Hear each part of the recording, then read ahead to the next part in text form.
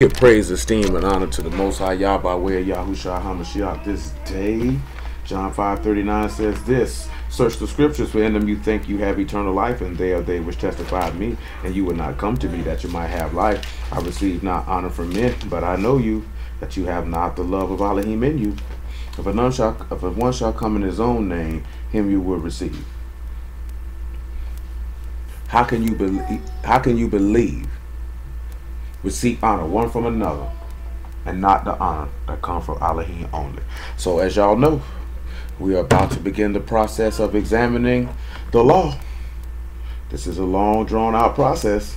I would advise everyone to have notes for certain things until you know to write them down, so you can go back and refer, because we will go through every line, every precept, every ordinance. We will be starting in Exodus chapter 20 for the said cause, because we've dealt with Exodus chapters 1 through 19 thoroughly on numerous occasions. When we get to the conclusion, Yah willing, of the book of Exodus, then we will go back and look at Exodus chapters 1 through 19. You know what I'm saying? But as of right now, we're going to get straight to these ordinances for you to get some understanding when it pertains to those. Exodus chapter 20 and verse 1. That's why we just starting with the 10 commandments. And then we going, like I said, y'all willing, go back to what's in the first 19 chapters. Elohim spake all these words, saying, I'm Yahuwah thy Elohim, which have brought thee out of the land of Mizraim, out of the house of bondage. Thou shalt have no other gods before me. So the first thing that he tells you is that you will have no other gods before him, and he is the one who brought you out. So we always need to remember that. Let's look at 1 Corinthians chapter 8 and verse 3, and after that, Galatians chapter 4 and verse 5. Just for a reference point. He said you shouldn't have no other gods before him. So you need to keep that in mind. You shouldn't have no other powers, no other mighty ones. Nothing should come before Yahuwah. As we talked about on the last day of Tabernacles, and how D pointed that out when we were looking at Abraham, and how he was willing to offer up Isaac, not putting in, because I mentioned that because we're going to look at Luke 14 after this, Ephesians, because he didn't put anything before Yah, not even his own son, which reference back to what the master said, and that's Galatians, my apology, Galatians 4 and 5. We're going to go to 1 Corinthians 8 and 3, what the master said in Luke 14. And we're going to reference these things back, because he said he brought you up out of Egypt. Don't have no other gods before him. 1 Corinthians chapter 8 and verse 3. Matter of fact, we'll use verse 1. Now as touching things offered unto idols, we know that we all have knowledge. Knowledge puff up, but love edify. Now we've dealt with this particular topic before, and I'm trying to move quick, because I'm not going to spend, I ain't going to spend too much time on a lot of different things outside of what we're looking at.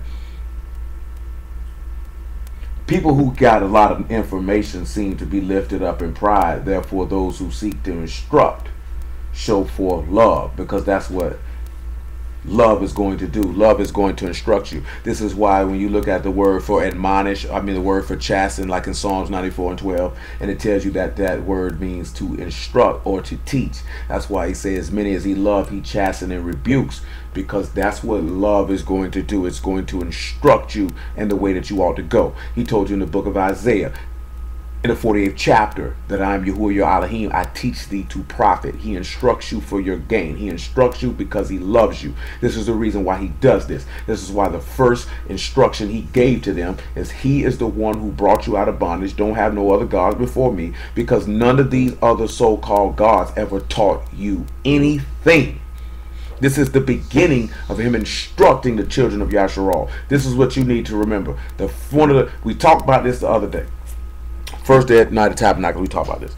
You know what I'm saying? About the greatest commandment, you're commanded to have faith. Because the first thing he said is, hear, O Yasharal, Shamar. Hear with the intent to do or to believe. Faith come by hearing, and hearing come by the word. So faith is the instruction. When you don't hear, that means you don't believe. So the first thing he's telling you is to believe that he is the one who is going to instruct you. No one else is going to do it. Nevertheless, And if any man think that he know anything, he know nothing yet as he ought to know. But if any man love Elohim, the same is known of him. If you love Elohim, is going to be known. As concerning therefore the eating of those things that are sacrificed unto idols, we know that an idol is nothing in the world, and that there is none other Elohim but one, as we already ascertained. For though there be there that are called gods, whether in Shamahim or in Arats, as there be gods many and masters many, but to us, listen to what he said now, but to us there is but one Elohim, the Abba of whom are all things, and we in him, one Master Yahushua HaMashiach, by whom are all things, and we by him. Remember, he's giving this instruction in Exodus to whom? The children of Yasharal. So, but to us, it ain't but one. Yeah, it's gods of many, but they're the work of men's hands. They don't have ears to hear, noses to breathe, nor hands to deliver and save. But for those of us who are of the stock of Abraham, Isaac, and Jacob, the sons of Yasharal, it ain't but one. And that's why he's telling you, don't have no other gods before me. It ain't but one. Understand that. Let's go back to Galatians chapter 4. We'll go to, my apologies.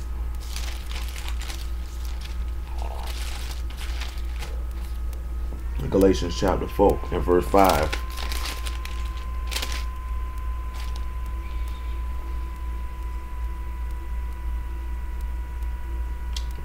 I praise the Lamb. Make it verse 1. We'll work our way back to it. Because he just told you that he is the one who delivered you from bondage. You don't need to return to it. Now I say that the heir, as long as he is a child, differ nothing from a servant, though he be master of all, but is under tutors and governors until the time appointed of the Father. Keep that in mind. Even so, we, when we were children, were in bondage under the elements of the world. You were in bondage under the elements of the world, which was Mishraim. He told you, I delivered you from that bondage. Don't have no other gods before me.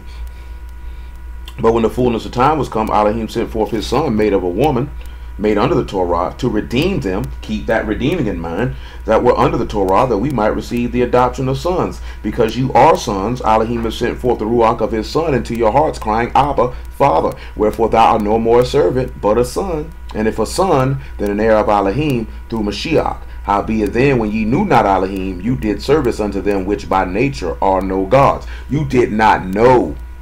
See, and that would have been key if we would, like I said, we would reference this back. When you look in Exodus chapter 3 and verse 14, Moses said, what shall I say what your name is? They did not know. They didn't know him. Let's go reference that Exodus chapter 3. Let's just do it like that. And if I move quick, I apologize. But it's Wednesday, and I mean, I got to cram a lot in a little bit of time. You said Exodus chapter 2? 3 and 14.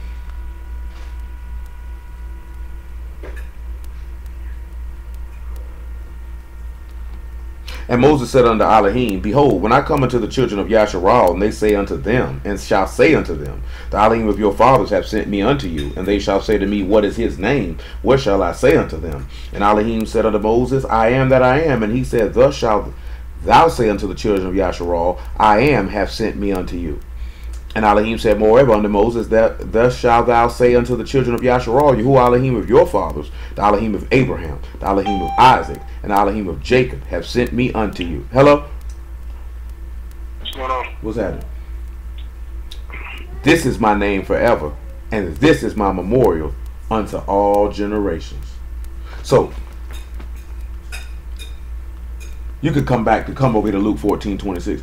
14:25. So when we sit back and we look at it, when we were in Egypt, this is why in Yahushua son of Nun chapter 24 about verse 14, he told you to leave all the gods and all the stuff you had going on in Egypt on the other side of the flood, because you did service to that which you knew not as Elohim by nature was not Elohim.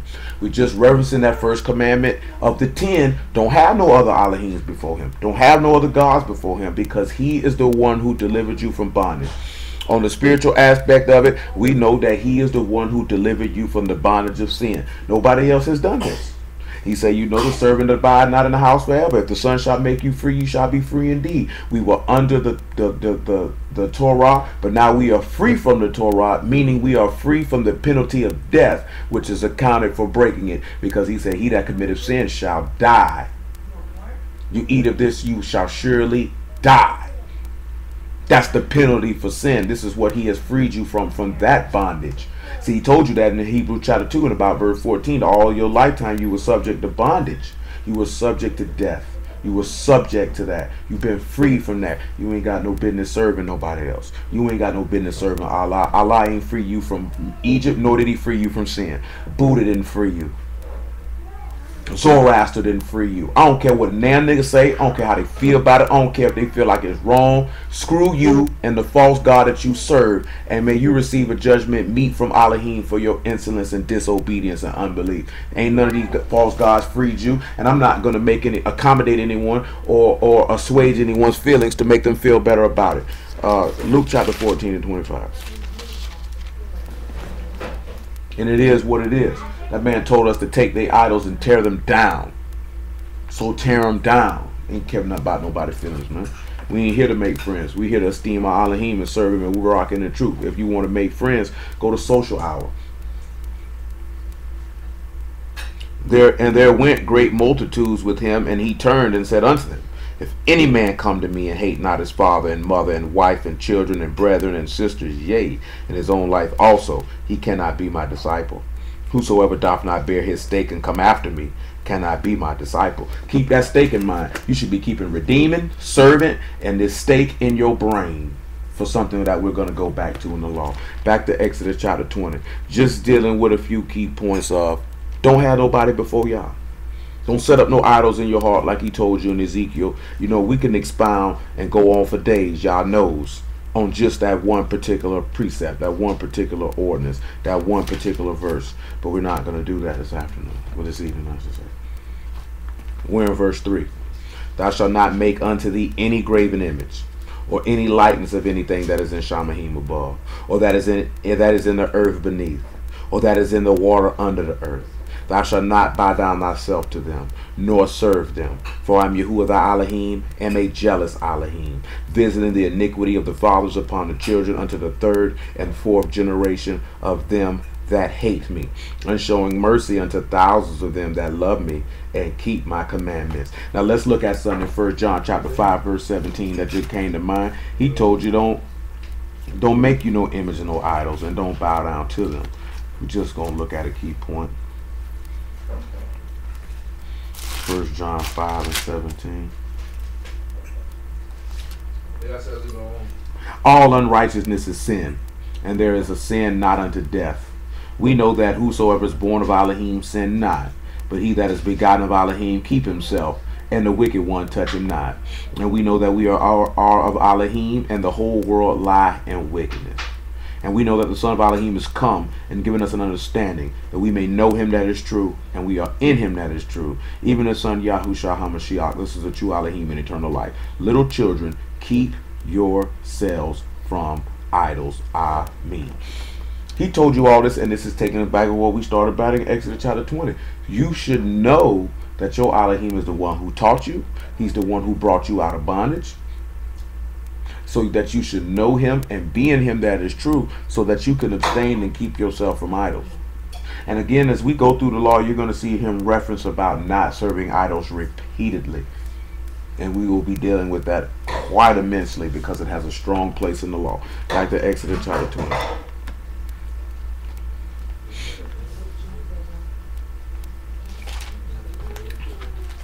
And we are in verse, keep in mind what he said in verse 6, that he shows mercy unto the thousands of them that love him and keep his commandments.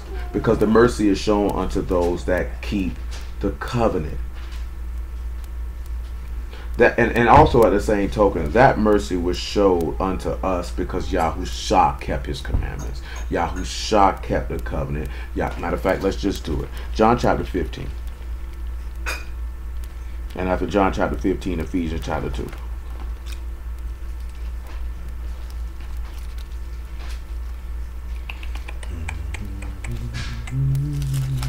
(15 and 10). Well, actually 15 and 9. As the Father have loved me, so have I loved you. Continue ye in my love. If you keep my commandments, you shall abide in my love, even as I have kept my Father's commandments and abide in his love. These things have I spoken unto you, that you might that my joy might remain in you, and that your joy might be full. This is my commandment, that ye love one another as I have loved you. Look at the key point what he said. He abided in his Father's commandments, therefore he abided in his Father's love. He said he keeps mercy for those who keep his commandments. We know he showed that mercy to Mashiach because he rose him from the dead, because we talked about this recently as well.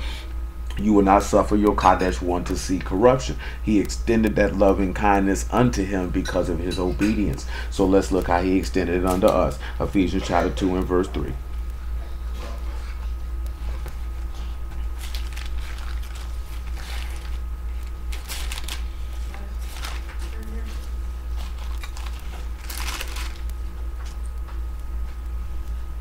He says, among whom also we all had our conversation or behavior in times past in the lust of our flesh, fulfilling the desires of the flesh and of the mind, and were by nature the children of wrath, even as others. But Elohim, who is rich in mercy, for his great love wherewith he loved us, even when we were dead in sins, have quickened us together with Mashiach. By favor ye are saved. So again, because of the mercies being extended unto Yahushua, that mercy was extended unto us, because coming back to Exodus 20, he says he shows mercy unto thousands of them that love him and keep his commandments. Yahushua kept his commandments and loved him, therefore he showed mercy on him by resurrecting him from the dead, which extended unto us that we could be forgiven of our sins and be able to be a partaker of the covenant and his body, and to be resurrected from the dead with him at his return. Returning back to Exodus chapter 20, it's moving right along. Now we're going to crank it up a notch. Thou shalt not take the name of Yahuwah thy Elohim in vain, for Yahuwah will not hold him guiltless that take his name in vain. Now what does it mean to take Yahuwah's name in vain? Most of you should already have a general good idea of what that means. But if not, I will reference the location, because we will not pull it and read it. And to take Yahuwah's name in vain, you can go read Proverbs chapter 30, where he tells you, give me food, bread, meat for me. Don't give me poverty nor riches. Don't give me riches lest I be full of myself and forget my Elohim, nor poverty lest I steal and take the name of my Elohim in vain. Or maybe Ezekiel chapter 36, where he said you have profaned the name of Yahuwah wherever you went. Or maybe Romans chapter 2, when he say the name of your Elohim is blasphemed through you. To take you right back to Titus 1 and 16. They profess that they know Elohim, but in works they deny him. And this is what it means to take this man's name in vain. Or maybe Matthew chapter 7, what he says, you know, many will come unto me in that day saying, Master, Master, Lord, Lord. And he said, depart from me, you work of iniquity, I never knew you. He said, but we prophesied in your name and did many wonderful works in your name, cast out devils. But nevertheless, you did all these things, but you made this man's names worthless because of your disobedience, because of your sinning, because of your transgressing, because of your disobedience, because of your unbelief, because of your wickedness. That scripturally is what it means to take this man's name in vain. You have taken the name of Yahuwah and made it worthless. It's the same thing he said in Isaiah about 48, if I'm not mistaken. They swear by the name of Yahuwah, but not in righteousness. It doesn't matter if you know the name of Yahuwah. It doesn't matter if you know the name of Yahushua. It doesn't matter if you scream it and sing it everywhere you go, and you don't believe in this man, and you live in disobedience and sin. You have made this man's name vain, common, and profane, and he will not hold you guiltless for that. Matter of fact, let's look in Romans chapter 2, just so you can see what the Apostle Paul lets that be known.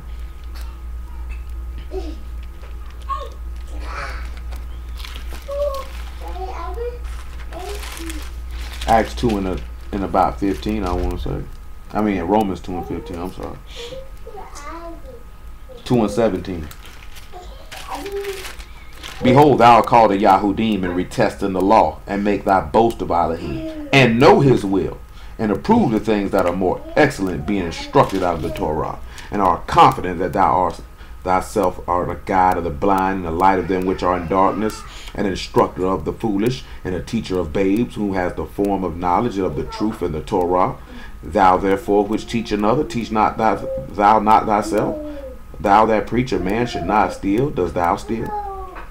Thou that say a man should not commit adultery, dost thou commit adultery? Thou that abhor idols, dost thou commit sacrilege? Thou that make thy boast of the Torah through breaking the Torah, dishonor thou Elohim. For the name of Elohim is blasphemed among the Gentiles through you, as it is written. That's one of the things, you come back to Exodus chapter 20. That's one of the things that the prophet Nathan said to David by the mouth of Yahuwah, by the word of Yahuwah, when he told him about what he did. You have caused the enemies of Yahuwah to be able to blaspheme because of your behavior.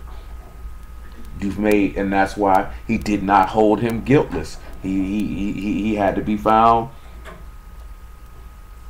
guilty of that, and the punishment had to be rendered unto David. Sword always going to be in his house. The baby died. You know what I'm saying? Wives got taken from him, because you cannot do that. You're going to take an L behind that. It's not a game. It's not a joke. Come on back to Exodus chapter 20 and verse 8. This is very simplistic. Y'all all should know it. Remember the Shabbat day to keep it Kadosh. 6 days shalt thou labor and do all thy work. But the 7th day is the Shabbat of Yahuwah thy Elohim. In it thou shalt not do any work. Thou, nor thy son, nor thy daughter, thy manservant, nor thy maidservant, nor thy cattle, nor thy stranger that is within thy gates. For in 6 days Yahuwah made Shamahim and Aras, the sea and all that in them is, and rested the 7th day. Wherefore Yahuwah baruch the Shabbat day, and hallowed it. Honor thy father and thy mother, that thy days may be long upon the land which Yahuwah thy Elohim give thee. Thou shalt not kill, thou shalt not commit adultery, thou shalt not steal, thou shalt not bear false witness against thy neighbor, thou shalt not covet thy neighbor's house, thou shalt not covet thy neighbor's wife, nor his manservant, nor his maidservant, nor his ox, nor his ass, nor anything that is thy neighbor's. And all the people saw the thunderings and the lightnings and the noise of the trumpet, and the mountain smoking. And when the people saw it, they removed and stood afar off. And they said unto Moses, Speak thou with us, and we will hear. But let not Elohim speak with us, lest we die. Moses said unto the people, Fear not, for Elohim is come to prove you. Listen what he said. He said, Fear not, because Elohim is come to prove you, and that his fear may be before your faces, that ye sin not. He said he came to try you. Let's look at the Hebrew word for prove here. He said he came to prove you, and that your fear, that his fear might be before your face. This is why he came out before them. That Hebrew word for prove you is nasah, or nakah, but it's going to be pronounced nasah. And it's to test, to prove, to put to the proof, or put to the test. Let's go over here to Jeremiah 17 and 5. Jeremiah 17 and 5.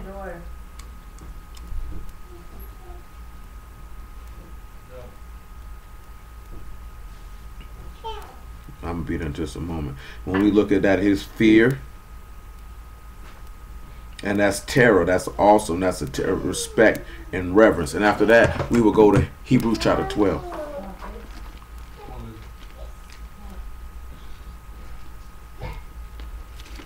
Jeremiah 17 and 5. I'm starting a little high. Ain't gonna hurt nothing. Thus saith Yahuwah, Cursed be the man that trust in man and make flesh his arm, whose heart depart from Yahuwah. He shall be like the heath in the desert, and shall not see when good come, but shall inhabit the parched places in the wilderness, in a salt land and not inhabited. Baruch is the man that trust in Yahuwah, whose hope Yahuwah is. For he shall be as a tree planted by the waters, and that spread out her roots by the river, and shall not see when heat come, but her leaf shall be green, and shall not be careful in the year of drought, neither shall cease from yielding fruit. The heart is deceitful above all things, and desperately wicked. Who can know it? I, Yahuwah, search the heart. I try the reins, even to give every man according to his ways and according to the fruit of his doings. Now, you know, I'm not going to read it because we done referenced it a couple times during Tabernacle. But in 1 Peter chapter 1, verse 6, he said, the trial of your faith is more precious than gold. The same way where he say you have to be chastised or admonished. Same way we talk about how the master learned obedience from the things that he suffered. Because you have to be put in situations to test you, to prove you out whether his fear is before your face or not. This is why Paul told you, examine yourselves whether you be in the faith, lest you be a reprobate, and commune with your own heart. Because the only way we're going to be able to know if the faith is in you is if you placed in situations where your faith can be tested, whether his fear or his terror or his all. He said, if I be a master, where's my honor? And if I be a father, where's my fear? This is what he asked. He said, why do you call me master, master, and do not do the things that I say? So how else is his terror or his reverence or his respect is going to be in your face unless he proves you? You know what I'm saying? And see, a lot of people, when they time for them to get proved, they fail. Now, whether he chooses to forgive you or not in your failure is solely contingent upon the will of Yahuwah. No man has anything to do with that. But you have to know that there's a good chance you could get yourself killed in the process of failure. This is too critical to fail. We can't fail. That fear, that respect ought to be in your heart from the jump street. That honor, that love, that respect, that reverence, that terror, it ought to be there. Hebrew chapter 12. Hebrew chapter 12.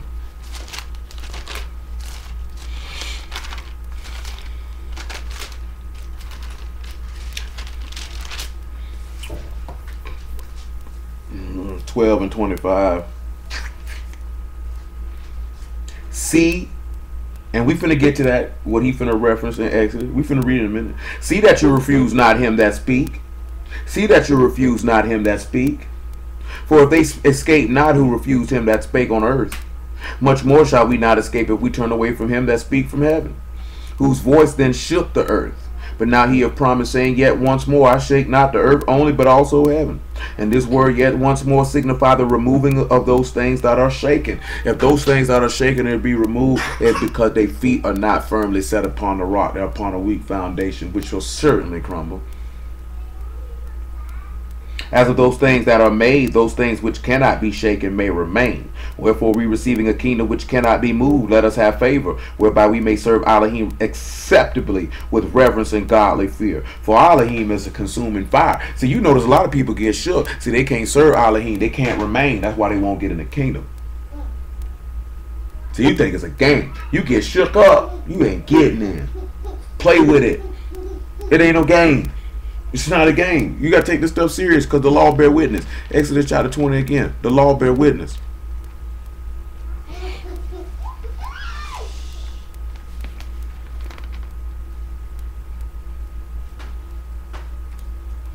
Verse 21, Exodus 20. And the people stood afar off, and Moses drew near unto the darkness where Elohim was. Yahuwah said unto Moses, thou shalt say unto the children of Yasharal, you have seen that I have taught with you from heaven.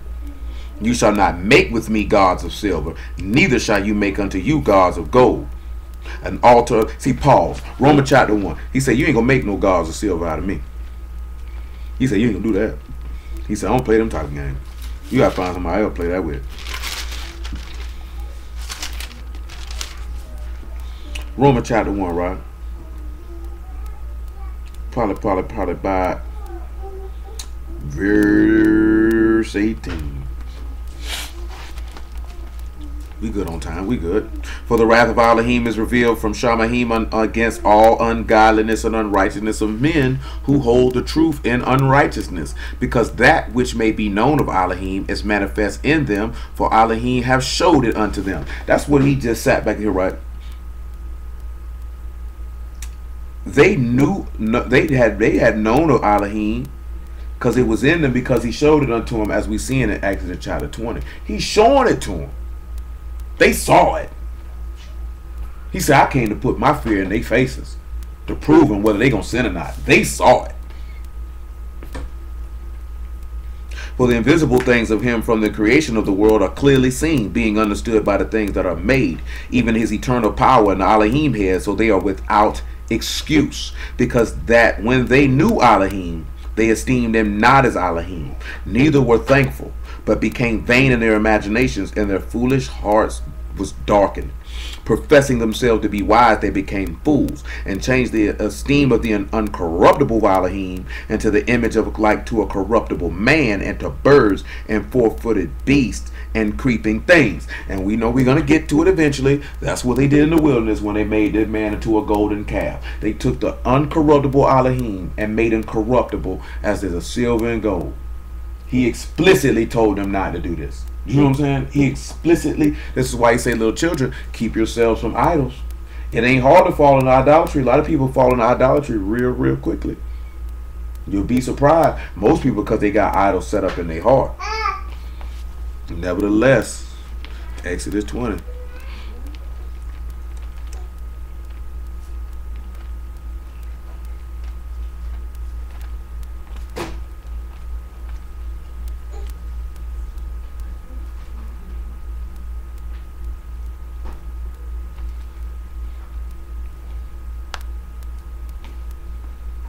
We're in verse 24. And an altar of earth shalt thou make unto me, and shalt sacrifice thereon thy burnt offerings and thy shalom offerings, thy sheep and thy oxen, and all places where I record my name. I will come unto thee, and I will baruch thee. And if thou wilt make me an altar of stone, thou shalt not build it of hewn stone. For if thou lift up thy tool upon it, thou hast polluted it. Now, we've dealt with this in the past. Long time ago. About a good year ago. And we've just read it not too long ago. When he told you not to build, that is banah, that is to be built or to rebuild or to be built up of a childless wife becoming the mother of a family. And that's through the child of a concubine. We know the altar of stone because you should know Yahusha is the chief cornerstone. You should know that. When he say to lift up the tool upon it, that word is karab, and that's a sword or a knife or tools for cutting stone. He said, if you lift up your tool upon it, you will have polluted it. When we look at pollute, that is to profane or to desecrate, to defile oneself, to violate a covenant, or to treat as common. It also means to pierce, to slain, to wound, or to bore through. So, yeah, the next verse is, neither shall thou go up by steps unto my altar, thy nakedness shall be discovered thereon. So when he tell you neither to go up by steps, that word is malad, and that steps, it was something else, because I remember this here. Pause for a second. Go up, to climb, exalt, ascend. I'm trying to recall this. Now you know the nakedness is your improper behavior or your sin being exposed. And he's telling you not to climb up unto his altar unless this happens. When you look at this here, because we got to speed it up for time, you know that Psalms 118, Isaiah chapter 28, 1 Peter chapter 2 tell you how Yahusha is the chief cornerstone. You know, the master told you that he was that rock in Matthew chapter 7. 1 Corinthians chapter 10 tells you that as well. It tells you that you shall not build it of hewn stone. That word for hewn is cutting or something that is wrought or worked. This is actually tying us to show you the fact that about the virgin birth, honestly. To show you why Elohim put his ruach to, or that seed or that word in the Mary's womb to bring forth that child. That's why we read in Galatians 4, you know, even though he was a servant, he was made forth as a woman, because if Joseph lays that tool upon her, then that would make him common and pollute him. You know what I'm saying? We have to come back on the Shabbat when we got more time to go through it. That's why he say, neither will you go up by steps unto his altar, because I think we spelled that word out in Hebrew, and that's what it was when we did this here. Oh, that's right, there it is, right there in my face. Or what comes up, or your thoughts. So it said, neither shall thou go up by thy thoughts unto his altar, that your sin don't appear. Let's look at that and what that could mean. Romans 10:1. Because we just read in Jeremiah, pray the land. We just read in Jeremiah 17 how he say the heart is desperately wicked and deceitful above all things. You know what I'm saying? You can't come up to Elohim's altar with your own thoughts. You have to set aside your mind and take on the mind of Mashiach. Because if not, your sin is going to appear. And then you will be exposed. And then you will die. Brethren, my heart's desire and prayer to Elohim for Yasharal is that they might be saved. For I bear them record that they have a zeal of Elohim, but not according to knowledge. For being ignorant as Elohim's righteousness, are going about to establish their own righteousness, have not submitted themselves unto the righteousness of Elohim. For Mashiach is the end or the purpose of the Torah for righteousness to everyone that believes. See, the thing is, that's why he say if you try to come up some other way, you a thief and a robber. You come out of Exodus 21 now. That's the biggest problem with a majority of our people, is we trying to come in with our own thoughts and our own ways. Your own thoughts and ways do not matter. Hello, Gail. I'm right here, Gail. Exodus 21 and 1. Hey, Gail. No. Can I have a hug?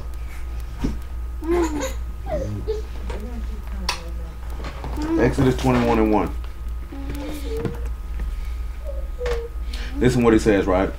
Now these are the judgments which thou shalt set before them. Now remember, the Hebrew word for judgment, if my phone would cooperate, is mishpat. And remember, that is justice, judgment, ordinance, or act of deciding a case, justice or right or decision, a proper fitting measure or custom, manner or plan, or what is lawful or sentence, depending on what's going on. Now he said these are the judgment which you shall set before them. So we finna get ready to deal with a particular matter, and he's going to set these judgments before him. This is to set or to appoint. It's some.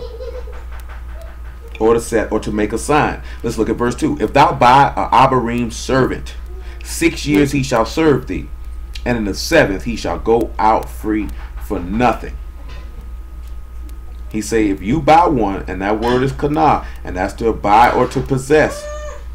He say if you buy one, 6 years he gonna serve you, but in the 7th he gonna go out free for nothing, absolutely nothing. And that's dealing with Jubilee. You know what I'm saying? That's when that trump is blown. He gonna come out for nothing. When we look at the word free in this particular verse, I want you to know that word is kafshe, and it is to be free from taxes or obligations, or free from slavery, exempt from bondage, free, liberty, exempt from bondage, free, liberty. Now, the reason why this, and the tie back, the reason why we get some understanding on that, we know that Joseph was sold into slavery into Egypt, and then Yahuwah comes through, and by the blood of a lamb, he gave us liberty. By his ruach, he gave us liberty. He gave us freedom, and that we were not owed to go back. They had to let us out free. Let's look at that in Exodus chapter 6 real quick. And that's one of the reasons also why we didn't start with those first 19 off the rip, because some things that we read in the law will cause us to have to go back to Yah willing. If we go straight through, that we would end up going back and touching all those first 19 chapters of Exodus without actually starting off with them, because we have to keep going back to them. Exodus 6 and 1. Listen what he says. Then Yahuwah said unto Moses, now shalt thou see what I will do to Pharaoh. For with a strong hand shall he let them go, and with a strong hand he shall drive them out of his hand. Elohim spake unto Moses and said unto him, I am Yahuwah, and I appeared unto Abraham, unto Isaac, and unto Jacob by the name of Al Shaddai, but by my name Yahuwah was I not known to them. And I've also established my covenant with them to give them the land of Canaan, the land of their pilgrimage, wherein they were strangers. And I've also heard the groanings of the children of Yasharah, whom the Egyptians keep in bondage. I have remembered my covenant. Wherefore say unto the children of Yasharah, I am Yahuwah, and I will bring you out from under the burdens of the Egyptians, and I will rid you out of their bondage, and I will redeem you with a stretched out arm and with great judgments. And I will take you to me for a people, and I will be to you Elohim, and ye shall know that I am Yahuwah your Elohim, which bring you out from under the burdens of the Egyptians. And I will bring you into the land concerning the which I did swear to give it to Abraham, to Isaac, and to Jacob, and I will give it to you for an heritage. I am Yahuwah. And Moses spake also unto the children of Yasharah, but they hearkened not unto Moses for anguish of ruach and for cruel bondage. Now we know that when he stepped to Pharaoh, Pharaoh said, I don't know no Yahuwah. What is you talking about? Who do you think you is? Why did you even come around here and say this to me? Exodus 5 and 1. And afterwards Moses and Aaron went in and told Pharaoh, thus saith Yahuwah Elohim of Yasharah, let my people go, that they may hold a feast unto me in the wilderness. And Pharaoh said, who is Yahuwah that I should obey his voice to let Yasharah go? I know not Yahuwah, neither will I let Yasharah go. Said he didn't know him. His conscience is alienated through darkness, but he said that they had done bought a Hebrew servant. They got to let him go free. How were you bought? He said, you sold yourselves to not. You shall be redeemed without money. So you sold yourselves through your iniquity. So now somebody has to come through, because now sin or the adversary has purchased you, and now you have to be set free. Let's come back to Exodus chapter 21. And this is specifically dealing with Yahusha. And what we're going to get into. Verse 3. He said, if he came in by himself, he shall go out by himself. If he were married, then his wife shall go out with him. Now let's look at the word for came in. The word if he came in is bo, and it's to go in, enter, come, go, come in, to lead, to carry in. He said if he came in by himself, he gonna go out by himself. He said, but if he were married, and that word for married here is ball, and that's owner, husband. He said his wife will go out with him. So his wife will come with him, which is to go out, to come out, to exit, to go forth. We know that we came forth up out of Mizraim. But let's look back and see something. Romans chapter 7 and verse 1.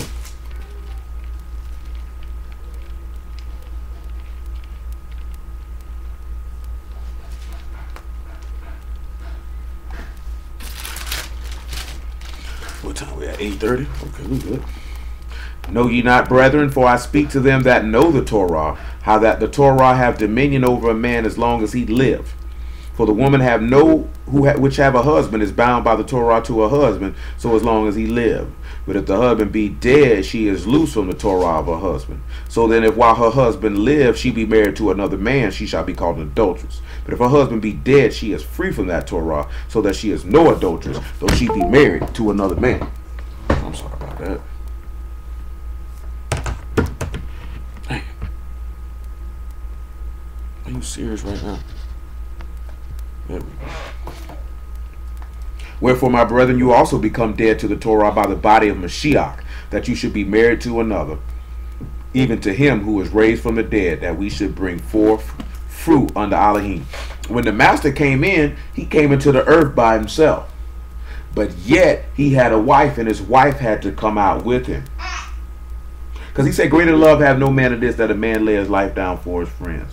In Isaiah chapter 54, he said, I am married unto you. I am your husband. Paul told you in 2 Corinthians chapter 11 that he has espoused you unto Mashiach, that you may be a chaste virgin. Because he came to recover his wife. He told you in Hosea chapter 2 that you would no longer call him Bela, but Ishi. He would remarry you. So when he came out, how do we know how he came out and he brought his wife with him? Let's look at Acts chapter 9 first. Because he said if he come in by himself, he got to go out by himself. You know what I'm saying? But he said, but if he were married, then his wife would go out with him. That means if Mashiach went into death and came out of death, then his wife who went into death got to come out of death too. See, you got to look at this here. Joseph came in by himself, but he had a wife. You know, remember he married a woman who was the daughter of a priest. You remember that? I think that's in Genesis chapter 40 or 41, if I'm not mistaken. He married the daughter of the priest of On. That's who gave him Manasseh and Ephraim. But he came in by himself. But when he left up out of there, the children of that wife, they left with him, or his bride left with him. Because remember, Joseph's name means Elohim is taking away my reproach, or taking away my sin. Knowing that Yasharal is Yahuwah's wife, he's established that throughout the whole text, whether you want to read Ezekiel chapter 16 on your own time, about verses 1 through 10, and some of the places I just mentioned. He came in by himself, but he took a wife. His wife got to come out with him. He did not leave them behind. So when you see the master telling you that he did not claim to be served, but to serve and to be a ransom for many, he may have came in by himself, as we read in Galatians chapter 4, but he did not leave out by himself, because he took him a wife. When did he take him a wife? When he say, take, drink, this is my blood, which is shed for you for the new covenant, shed for many for the remission of sins. I am not sent but unto the lost sheep of the house of Yasharal, which you would know that being sent to get his wife in the field takes you back to Benjamin, or the son of my right hand, when he had to catch his wife in the field, because Benjamin, they said we can't give none of our daughter to Benjamin because of sin. But that's a whole nother matter. We don't want to jump off into too many different things. What did I say I was going? Yeah, Acts chapter 9. Yes, that's what messed me up, because when I started talking, I didn't stop in Acts. I was in John, and that throws me when I do that. Acts chapter 9 and about verse 13. Then Ananias answered, Master, I have heard by many of this man how much evil he have done to thy Kadeshim at Jerusalem. And here he have the authority from the chief priest to bind all that call on thy name. But the master said unto him, Go thy way, for he is a chosen vessel unto me to bear my name before the Gentiles and kings and the children of Yasharal. For I will show him how great things he must suffer for my name's sake. So he's saying that Paul is sent to manifest his name unto the children of Yasharal. Now when we go to the 26th chapter of Acts,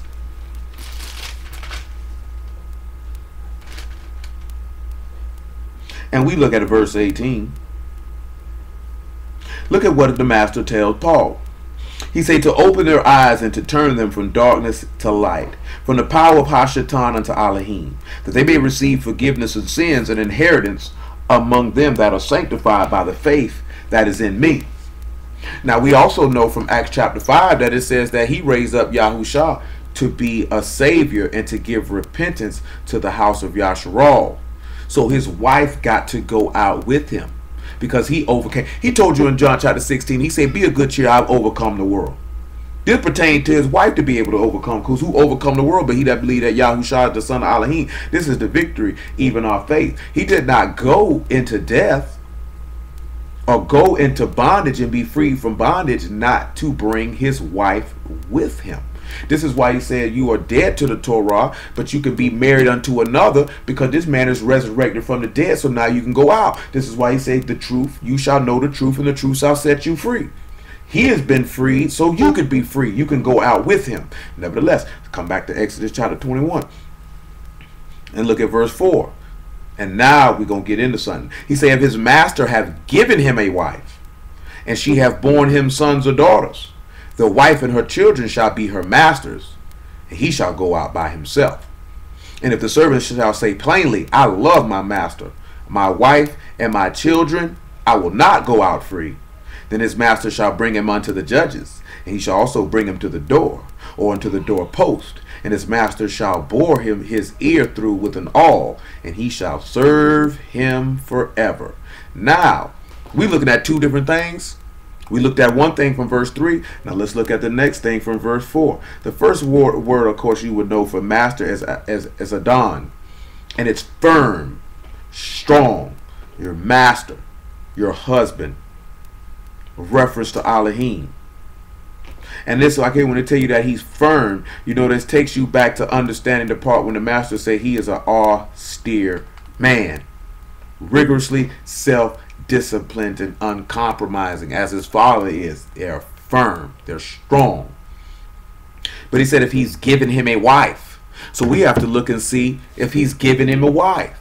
Because if he's given him a wife, and the wife and the sons and daughters, or the wife and her children, they belong to the master, and that man has to go out by himself. Let's see how. John chapter 10. Let's see if that wife and them kids belong to Elohim. Let's see if his father gave him them wife and kids. And let's see. And again, remember what the word free meant, to be free from your obligation or your bondage. Remember that. That's kashe. Free from slavery, exempt from bondage or tax. That means he could leave. He can leave, but the master keeps the wife. Or the master, because if the man decides not to leave, can bestow that wife and them kids back unto him, and then they can serve him forever.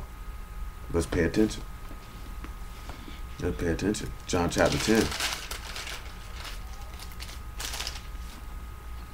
John chapter 10, verse 25.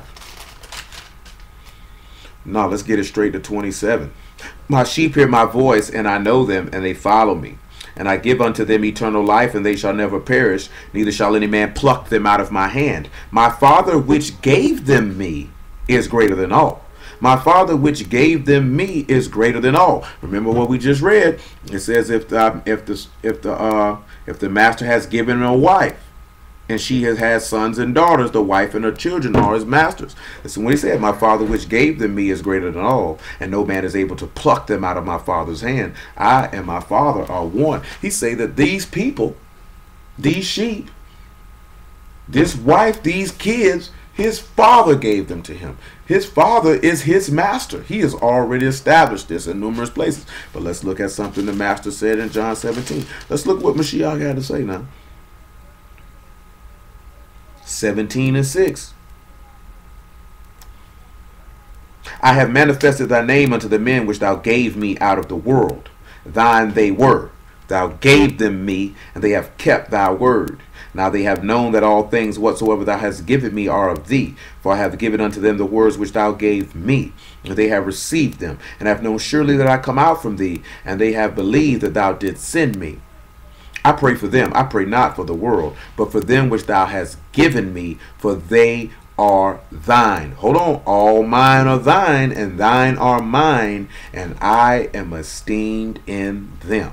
And now I am no more in the world, but these are in the world. And I come to thee, Kadesh Abba. Keep through thy own name those whom thou hast given me, that they may be one as we are. Again, he's repeatedly telling us that his master gave him a particular group of people. He's repeatedly telling you this. And it's telling you, for master has given him a wife, and she has had sons and daughters. The wife and the children belong to Elohim, but he'll go out by himself. But he said, if the servant shall say plainly, I love my master, my wife, and my children, I will not go out free. Listen to what he say now. When we look at the word servant, of course, you have slave, servant, or a worshiper of Elohim, a servant of Yasharal. As form of address between equals, that word is avad. But let's look at the word plainly here. The word plainly here is amar. And it's to say, to speak, or to utter, to promise, to intend, to be told, to be said, to be called, to vow. To vow. He said, if you make a vow to say, I love my master. How can we make a vow to say, I love my master and my wife and my children? Say, I will not be separated from them.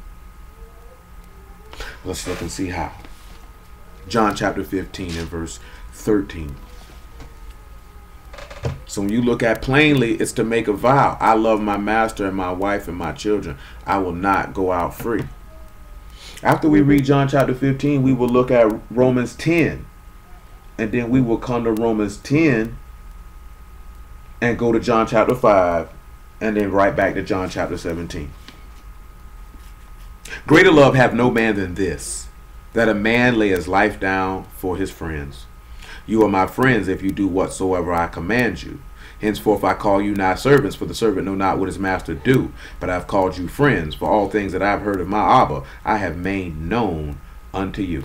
Now, we had already read in John chapter 15 how he said he abided in his Father's love. Hold on, before we go to Romans chapter 10, let's look at John chapter 12. And we're looking at these things so where you can see where the master is speaking of things that are in the law. 12 and 47. 12 and 44. Some people may believe that what we're manifesting is bearing witness of Yahushua, and some will not. But you always have to remember this key thing. When Paul did it and the apostles did it, they didn't get mad if people couldn't see it or didn't believe it, or they say, oh, you're reaching, you're stretching, you're doing this. They bear witness to the esteem of Yahushua HaMashiach, to the esteem of Abba Yahuwah Elohim, the creator of Shamahim and the rest, and kept it moving. Because all we can do is preach the gospel unto you. The good news. The good news, the gospel of shalom, the good news of destroying the authority attached to chaos. That's all we can do, is preach the gospel of the destruction of sin and death by the resurrection of Yahushua HaMashiach. That's all you can do. If they believe it, praise be to Yah. If they don't, praise be to Yah. His will is being accomplished either way. There's no need to be salty and upset because niggas ain't catching it. That's not your place to be upset about that. Give it to them. Keep it moving if you in that space to give it to them. If you having this conversation with somebody and they don't want to receive, The fact that you believe that, or anything that you might proffer to probably persuade them to believe in Mashiach, ain't no reason to get upset. Keep it moving. Get upset for what? Everybody's not going to believe it. Everybody's not going to hear it. Everybody's not going to receive it. That is a harsh, painful reality that must be accepted. Because it is what it is. And there's nothing that we can do to change it. Let Yahuwah do what Yahuwah do. He opened the hearts of men as he sees fit, when he sees fit, how he sees fit. Yahushua cried and said, he that believe on me, believe not on me, but on him that sent me. He that see me, see him that sent me. I am coming to a light into the world, that whosoever believe on me should not abide in darkness. If any man hear my words and believe not, I judge him not. For I came not to judge the world, but to save the world. He that reject me and receive not my words have one that judge him. The word that I have spoken, the same shall judge him in the last day. For I have not spoken of myself, but the Abba which sent me. He gave me a commandment, what I should say and what I should speak. I know that his commandment is life everlasting. Whatsoever I speak therefore, even as the Father said unto me, so I speak. He's declaring plainly he loved Yahuwah. Plainly. He did it in John chapter 16 as well. And you can pick that up on your own time at about verse 24. I would probably say about 20. Where he say, matter of fact, come on over here to verse 26. At least that part of it. Matter of fact, make it 25. Excuse me, y'all. These things, and we still got Romans 10 on deck. These things have I spoken unto you in Proverbs, but the time come when I shall speak no more speak unto you in Proverbs, but I shall show you plainly of the Abba. And at that day you shall ask in my name, and I say not unto you that I will pray Abba for you. For Abba himself loved you, because you have loved me, and have believed that I come out from Elohim. I came forth from Abba, and came into the world. Again I leave the world, and go to Abba. His disciples said unto him, lo, now speak thou plainly, and speak no proverb. Now we are sure that thou know all things, and need not that any man should ask thee. By this we believe thou came forth from Elohim. Yahushua answered them, do you now believe? He spoke it plain. The whole time this man was showing Yahuwah plainly that he loved him. Plainly showing the vow that he was going to keep, and that he was going to lay his life down. Because he had already avouched and promised that he would do it through the testimony of the prophets and the scriptures. Like I say, this particular matter, Wednesdays, y'all willing, we're live. We'll give brief synopsises. Y'all willing, on some points on the Shabbat, we'll come and go further to pull them all the way out so you can see it. Some of y'all know where some of this stuff at because we've dealt with it before, so you can understand it. But the promise to offer himself, whether it be Isaiah chapter 6, whether it be Psalms chapter 40, whether it be Psalm 16, just to name a few, is where the promise of him plainly offering himself that he loved the Father was there. Because he said, no man take my life from me, I lay it down of myself, and this commandment I received from my Father to lay it down and pick it up. I've promised my Father that I would do this. I promised him that I would do this. I promised him that I would do this. When you look at Matthew chapter 26, and you see when Peter went to swinging the sword, he told him, don't you know I could call on my Abba for 12 legions of Malachim right now and take all these people out? But how else will the scripture be fulfilled? How else will I complete my promise unless I plainly show this man I love him by laying my life down for him by behest of his instruction? He said, it behooved him that he be made like unto his brethren, that he may be a first faithful and merciful high priest, and making reconciliation for the people. So he had plainly showed his master that he loved him. Plainly showed him this by the promise that he made. Romans 10 and 9.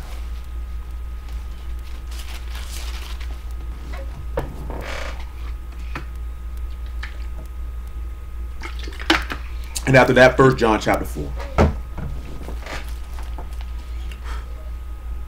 Make it 10 and 8. But what saith it? The word is nigh thee, even in thy mouth and in thy heart. That is the word of faith, which we preach. That if thou shalt confess with thy mouth the Master Yahushua, and shalt believe in thy heart that Elohim have raised him from the dead, thou shalt be saved. For with the heart man believe unto righteousness, and with the mouth confession is made unto salvation. This man had already confessed that he had to die and be rose on the third day. He kept that promise. That's why he sat down and said, take, eat, this is my body. Take, drink, this is my blood. He done made the promise. Let's look at 1 John chapter 4. And that's why he was able to come out. But he said, I love my wife, so I don't want to leave without him, because I'm joined to him. Like he said, that they may be one as we are. 1 John chapter 4 and verse 11. Make that verse 9. Matter of fact, make it 7. 1 John 4 and 7.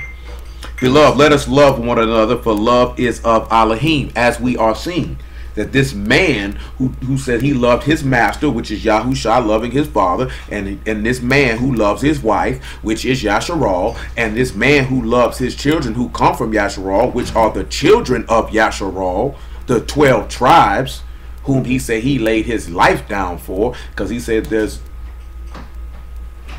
what is that? I don't want to misquote it, man, but I'm about to mention John 10 and 16, and for some reason I know what it says, but yet the words that are in it escapes my brain at this particular moment. But it's John 10, 16 that I'm about to reference. He say, other sheep that I have that are not of this fold that I must bring, and they shall hear my voice, and it shall be one shepherd and one fold. Taking us back to Ezekiel 37, with the splitting of the tribes. You should know this. 1 Kings chapter 11 said he got to leave a light for David his servant sake in Jerusalem. You know, 10 tribes went, 1 stayed, because you should know this, because Jacob only had 11 children. He only had 11 sons. That's why 10 left and 1 stayed. That's why it's not 12, because you know that Manasseh is counted as one of the 12.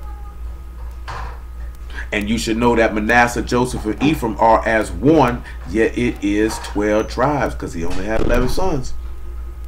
But they counted as 12 because of Manasseh. Well, my bad. They counted as 13. My apologies. Because you get Dan just slipped my brain and it came to my mind. Because you got Dan. You got all these here. That's why it's mentioned this here. Joseph, Ephraim, Manasseh, they won. Because the Levites was there with Yehuda. And Benjamin was there with Yehuda. They stayed with him. My apologies. So he got to bring them back in and make them one. Listen when you read again in verse 7 again. Beloved, let us love one another, for love is of Elohim. Everyone that love is born of Elohim and know Elohim. So therefore, he told you, he said, if I say I know him not, I shall be a liar like unto you. Yahushua loved his father, loved his wife, and loved his offspring. You can look at that in Isaiah 59 and 20, that this is the covenant that I will make with you, the Ruach, the word that I put in your mouth, and the Ruach that is on you, I will put in the mouth of your seed, in the mouth of your seed from henceforth and forever. Isaiah 53 and 10, or verse 11, one of the two, tell you that he shall see his seed. And you know that Galatians chapter 3 tell you not seeds of many, but seeds as of one, and that seed is Mashiach. And all those who are born of Elohim emanate from him, therefore being his sons and daughters. Therefore, because he loved his master and loved his wife, he said, I will not depart from them. I will not depart from them. We will all be as one. Nevertheless, he that loved not know not Elohim, for Elohim is love. And this was manifested the love of Elohim towards us, because that Elohim sent his only begotten Son into the world, that we might live through him. Herein is love, not that we loved Elohim, but that he loved us and sent his Son to be the propitiation for our sins. Beloved, if Elohim so loved us, we ought also to love one another. That's interesting. This man loved his master, his wife, and his kids. Not that his master or his wife and his kids loved him, that he was willing to forsake his freedom for them. Again, taking us back to Matthew 26 when he say, don't you know? He say, Abba, let this cup pass. Not my will be done, but thy will be done. Don't you know I can get 12 legions of Malachim? What about when Pilate said, don't you know I got power to set you free? He said, you ain't got power over me except somebody from except my Abba from Shalom, he ain't gave it to you. You ain't got no power. I can set myself free, but I choose not to go out free. I choose to lay my life down for my kin, for my people, so that I can be one with them, to show that I love my master, to show that I love my wife, to show that I love my children, and to be with them forever. Consider that. Once you see that love that he manifested there, then you should turn around and manifest it back unto him, and should be no longer living unto yourselves. Coming back to Exodus chapter 21, because we got to get ready to slide, because it's 8:52. Verse 6 says, and Yah willing, we'll pick it up on the Shabbat in verse 7. Then his master shall bring him unto the judges. He shall also bring him to the door, or unto the door post, and his master shall bore his ear through with an awl, and he shall serve him forever. Now you know judges is Elohim, or the rulers or the judges. Those judges in this instance are the chief priests and scribes, because he delivered his son into their hands. They brought him to the door or the door post, which takes us back to that stake. Excuse me. And his master shall bore through his ear with an awl. And you know the word for bore is ratzah, and that is to bore, pierce through his ear, and he'll be his servant forever. We know that he brought Mashiach to the judges. They took him and they bore through him. Of course, we know they didn't put they didn't pierce through his ears. We know they pierced through his hands and they pierced through his feet and nailed him to the post or to the stake.